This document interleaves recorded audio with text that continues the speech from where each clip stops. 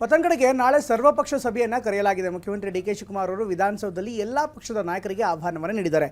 ಈಗಾಗಲೇ ರಾಜ್ಯ ಸರ್ಕಾರ ನೀರನ್ನು ಬಿಟ್ಟಿದೆ. ಈಗಾಗಲೇ ಹೆಚ್ಚುವರಿಯಾಗಿರುವಂಥ ನೀರನ್ನು ಬಿಡಲಾಗಿದೆ. ಡ್ಯಾಮ್ನಿಂದ ತುಂಬಿ ತುಳುಕ್ತಾ ಇರುವಂಥ ನೀರು ತಮಿಳುನಾಡತ್ತ ಹೋಗ್ತಾ ಇದೆ ಅನ್ನುವಂಥದ್ದು ಸರ್ಕಾರದ ವಾದ. ಅತ್ತ ವಿಪಕ್ಷಗಳು ಹೇಳ್ತಾ ಇದೆ, ನೀರು ಬಿಟ್ಟು ನಮ್ಮ ಜೊತೆಗೆ ಏನಕ್ಕೆ ಮಾತಾಡ್ತೀರಿ ಅಂತ. ಎಲ್ಲ ಬೆಳವಣಿಗೆಗಳ ನಡುವೆ ಅತ್ತ ಸಂಘಟನೆಗಳು ಕೂಡ ಇನ್ನೂ ಹೋರಾಟ ಮಾಡೋದಕ್ಕೆ ಮುಂದಾಗ್ತವೆ. ಅತ್ತ ಯಾವುದೇ ಕಾರಣಕ್ಕೂ ಕೂಡ ನದಿಗೆ ನೀರು ಹರಿಸಬಾರ್ದು, ಬದಲಾಗಿ ಕಾಲುವೆಗೆ ನೀರು ಹರಿಸಿ ಅಂತ ರೈತ ಸಂಘಟನೆಗಳು ಈಗ ಸರ್ಕಾರಕ್ಕೆ ಒತ್ತಾಯವನ್ನು ಮಾಡ್ತಾ ಇವೆ.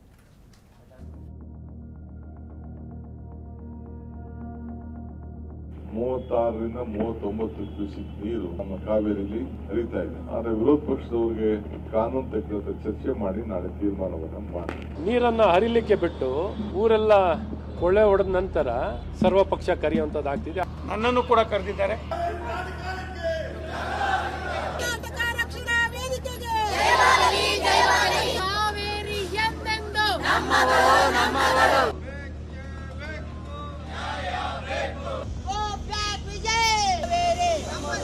ಎಲ್ಲ ರೈತರ ಹಿತಾಸಕ್ತಿ ಕಾಪಾಡಿಕೊಂಡು ಹೋಗುವಂತ ಒಂದು ಕೆಲಸ ನಮ್ಮ ಸರ್ಕಾರ ಮಾಡ್ತದೆ. ಪರಿಸ್ಥಿತಿಯ ನಿರ್ವಹಣೆಗೆ ಎಲ್ಲರದ್ದು ಸಹಕಾರ ಕೇಳಿದ್ದಾರೆ.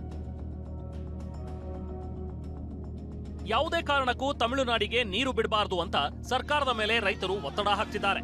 ಆಗಸ್ಟ್ 13ರಂದು ಕನ್ನಡಪರ ಸಂಘಟನೆಗಳು ಬಂದ್ಗೆ ಕರೆ ಕೊಟ್ಟಿವೆ. ಹೀಗಾಗಿ ಇಕ್ಕಟ್ಟಿನಲ್ಲಿರುವ ಸರ್ಕಾರ ನಾಳೆ ಸರ್ವಪಕ್ಷಗಳ ಸಭೆ ಕರೆದಿದೆ. ಕಾವೇರಿ ವಿಚಾರದಲ್ಲಿ ಮುಂದಿನ ಹೋರಾಟದ ಕುರಿತು ನಾಳೆ ಡಿಕೆಶಿ ನೇತೃತ್ವದಲ್ಲಿ ಸರ್ವಪಕ್ಷಗಳ ಸಭೆ ನಡೆಯಲಿದೆ.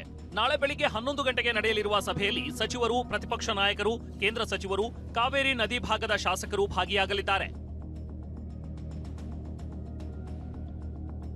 ರಾಜ್ಯಕ್ಕೆ ಅನ್ಯಾಯ ಆಗಬಾರದು ಅಂತ ಸರ್ವಪಕ್ಷ ಸಭೆ ಕರೆದಿದ್ದೀನಿ ಅಂತ ಸಿಎಂ ಡಿಕೆಶಿ ಹೇಳಿದ್ದಾರೆ. ತಮಿಳುನಾಡವರು ಸುಪ್ರೀಂ ಕೋರ್ಟ್ ಹೋಗಲಿಕ್ಕೆ ತಯಾರು ಮಾಡ್ಕೊಂಡಿದ್ದಾರೆ ಅಂತ ಹೇಳಿ ಇವತ್ತು ಸ್ಟೇಟ್ಮೆಂಟ್ ಕೂಡ ಕೊಟ್ಟಿದ್ದಾರೆ. 36ರಿಂದ 39 ಕ್ಯೂಸೆಕ್ ನೀರು ನಮ್ಮ ಕಾವೇರಿಯಲ್ಲಿ ಹರಿತಾ ಇದೆ. ಅವ್ರು ಕೊಟ್ಟಿರೋದು 3600. ಆದರೆ ವಿರೋಧ ಪಕ್ಷದವರಿಗೆ ಚರ್ಚೆ ಮಾಡಿ ಕಾನೂನು ತಜ್ಞರ ಚರ್ಚೆ ಮಾಡಿ ನಾಳೆ ತೀರ್ಮಾನವನ್ನು ಮಾಡಿ ನಾಳೆ ಸರ್ವಪಕ್ಷ ಸಭೆ ಕರೆದ ಹಿನ್ನೆಲೆ ನಾಳೆ ಬೆಳಿಗ್ಗೆ 9 ಗಂಟೆಗೆ ರಾಜ್ಯ ಬಿಜೆಪಿ ಕೋರ್ ಕಮಿಟಿ ಸಭೆ ಕರೆಯಲಾಗಿದೆ. ಬಿಜೆಪಿ ರಾಜ್ಯ ಕಚೇರಿಯಲ್ಲಿ ನಡೆಯಲಿರುವ ಸಭೆಯಲ್ಲಿ ಕಾವೇರಿ ವಿಚಾರದಲ್ಲಿ ಪಕ್ಷದ ನಿಲುವು ನಿರ್ಧಾರ ಮಾಡಲಾಗುತ್ತೆ. ತಮಿಳುನಾಡಿಗೆ ನೀರು ಕೊಟ್ಟು ಇದೀಗ ಸಭೆ ಕರೆದಿದ್ದಾರೆ ಅಂತ ಬಿಜೆಪಿ ಶಾಸಕ ಅಶ್ವತ್ಥನಾರಾಯಣ್ ಕಿಡಿಕಾರಿದ್ರೆ, ಕೇಂದ್ರ ಸಚಿವ ಸೋಮಣ್ಣ ಮಾತನಾಡಿ ನಾನು ಸಭೆಯಲ್ಲಿ ಭಾಗವಹಿಸ್ತೀನಿ ಎಂದಿದ್ದಾರೆ. ನೀರನ್ನ ಹರಿಲಿಕ್ಕೆ ಬಿಟ್ಟು ಊರೆಲ್ಲ ಕೊಳ್ಳೆ ಹೊಡೆದ ನಂತರ ಕೋಟೆ ಬಾಗ್ಲು ಹಾಕೋತೀನಿ ಕತೆ ಆದಂಗಾಯ್ತು ಅಂತ ಜನಾಭಿಪ್ರಾಯ ಮತ್ತು ಎಲ್ಲ ಪ್ರತಿಪಕ್ಷಗಳ ಅಭಿಪ್ರಾಯವಾಗಿದೆ. ರೈತರ ಅಭಿಪ್ರಾಯ, ನಾಗರಿಕರ ಅಭಿಪ್ರಾಯ. ಹಾಗಾಗಿ ಬಿಸಿ ತುಪ್ಪ ಆದಾಗ ಅವ್ರು ಯಾವಾಗ ನುಂಗ್ಲಿಕ್ಕಾಗಲ್ಲ, ನಿರ್ವಹಣೆ ಮಾಡ್ಲಿಕ್ಕಾಗಲ್ಲ ಅಂತ ಸವಾಲ್ ಬಂದಾಗ ಈ ರೀತಿ ಸರ್ವಪಕ್ಷ ಕರೆಯುವಂಥದ್ದಾಗ್ತಿದೆ. ಹಾಗಾಗಿ ಎಲ್ಲ ಒಂದ್ ಕಡೆ ಪ್ರತಿಪಕ್ಷಗಳಿಗೆ ಈ ಮುಂಚೆ ಯಾಕೆ ಕರೆದಿಲ್ಲ ಅನ್ನೋಂಥ ಪ್ರಶ್ನೆ ಉದ್ಭವ ಆಗಿದೆ. ರಾಜ್ಯದ ಮುಖ್ಯಮಂತ್ರಿಗಳು ಹೊಸದಾಗಿ ಬಂದು 2 ತಿಂಗಳಾಯ್ತಾ ಬಂದಿದೆ. ಅವರು ಕಾವೇರಿಯ ಕ್ರೈಸಿಸ್ ಅನ್ನ ಮನಗೊಂಡು ನಾಳೆ ಸರ್ವಪಕ್ಷಗಳ ಸಭೆಯನ್ನು ಕರೆದಿದ್ದಾರೆ. ನನ್ನನ್ನು ಕೂಡ ಕರೆದಿದ್ದಾರೆ. ಕಾವೇರಿ ಆ ಭಾವನೆ ಇದ್ರೊಳಗಿರೋದ್ರಿಂದ ನಾಳೆ ನಾನು ಕೂಡ ಅದಕ್ಕೆ ಹೋಗ್ತಾ ಇದ್ದೀನಿ.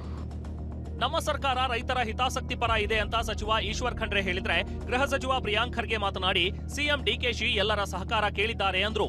ನೋಡಿ, ನಮ್ಮ ಸರ್ಕಾರ ಕರ್ನಾಟಕದ ಎಲ್ಲಾ ರೈತರ ಹಿತಾಸಕ್ತಿ ಕಾಪಾಡಿಕೊಂಡು ಹೋಗುವಂತ ಒಂದು ಕೆಲಸ ನಮ್ಮ ಮುಖ್ಯಮಂತ್ರಿಗಳು ಮಾಡ್ತಾರೆ, ನಮ್ಮ ಸರ್ಕಾರ ಮಾಡ್ತದೆ. ನಿನ್ನೆ ಕೂಡ ಮಾನ್ಯ ಮುಖ್ಯಮಂತ್ರಿಗಳು ಮಾಧ್ಯಮದ ಮುಖಾಂತರ ಈ ಪರಿಸ್ಥಿತಿಯ ನಿರ್ವಹಣೆಗೆ ಎಲ್ಲರದ್ದು ಸಹಕಾರ ಕೇಳಿದ್ದಾರೆ. ಮತ್ತು ವಿಶೇಷವಾಗಿ ಏನು ಆಗಸ್ಟ್ 13ನೇ ತಾರೀಕು ಬಂದನ್ನು ಕರೆದಿದ್ದಾರೆ, ಅದನ್ನು ಕೂಡ ಹಿಂಪಡಿಬೇಕು. ಅದರಿಂದ ಯಾರಿಗೂ ಕೂಡ ಪ್ರಯೋಜನ ಆಗೋದಿಲ್ಲ ಅಂತಲೂ ಕೂಡ ಮನವಿ ಮಾಡಿಕೊಂಡಿದ್ದಾರೆ. ಕಾವೇರಿ ಪ್ರಾಧಿಕಾರದ ಆದೇಶದ ವಿರುದ್ಧ ಕನ್ನಡಪರ ಸಂಘಟನೆಗಳ ಪ್ರತಿಭಟನೆ ಮುಂದುವರೆದಿದೆ. ಬೆಂಗಳೂರಿನ ಫ್ರೀಡಂ ಪಾರ್ಕ್ನಲ್ಲಿ ಕರಬೆ ನಾರಾಯಣಗೌಡ ಬಣದ ಮಹಿಳಾ ಘಟಕ ಪ್ರತಿಭಟನೆ ನಡೆಸಿದೆ.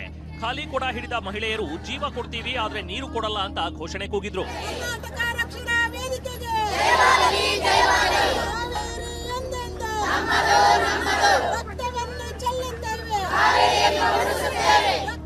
ಮಂಡ್ಯದಲ್ಲಿ ತಮಿಳುನಾಡು ಸಿಎಂ ವಿಜಯ್ ವಿರುದ್ಧ ಗೋ ಬ್ಯಾಕ್ ವಿಜಯ್ ಪೋಸ್ಟರ್ ಹಿಡಿದು ಪ್ರತಿಭಟನೆ ನಡೆಸಿದ್ರು.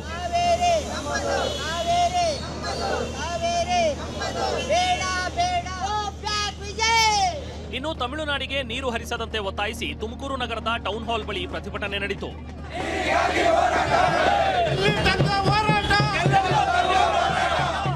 ಹಾಸನ ಡಿಸಿ ಕಚೇರಿ ಎದುರು ಕರವೇ ಕಾರ್ಯಕರ್ತರು ಖಾಲಿ ಕೊಡಗಳನ್ನ ಮುಂದಿಟ್ಟುಕೊಂಡು ಪ್ರತಿಭಟನೆ ನಡೆಸಿದ್ರು.